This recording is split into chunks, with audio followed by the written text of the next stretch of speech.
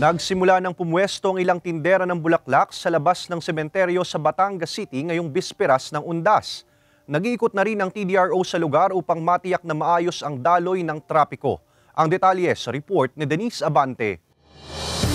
4 na taon na raw tindera ng bulaklak ang 31 anyos na si Melanie. Dito na rin daw siya kumukuha ng pang-araw-araw na gastusin ng kanilang pamilya. 2019 pa raw nang magsimulang magtinda ng bulaklak si Melanie at danas niya ang hirap ng buhay sa pagtitinda nito kahit pa ang pwesto nila ay malapit na sa Bolbok Public Cemetery sa Batangas City. Kaya ang araw ng mga patay ang pinakahihintay nila dahil dito lumalakas ang kanilang bentahan. Doon lang po kasi nakakabawi ng kitaan.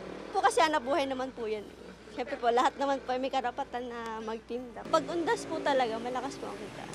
100 piso ang pinakamurang flower arrangement na ito sa pwesto ni Melanie. Ito na raw ang standard na presyong ibinigay ng Department of Trade and Industry para sa mga bulaklak na dapat ibenta sa labas ng sementeryo. Aabot naman sa 1,000 to 2,500 pesos ang mga personalized bouquets gaya nito na pre-order dahil customized. Pero ang niliman namin among vendors ng flowers, maglagay sila ng price tag. Kasi yung ordinary flowers, nag-range na 100 to 150 last week. Kasi papalapit kasi tumataas-taas presyo. Wala kasing price ceiling ng bulaklak kasi special product. But we often to monitor yung mga vendors ng bulaklak that they also place price tag.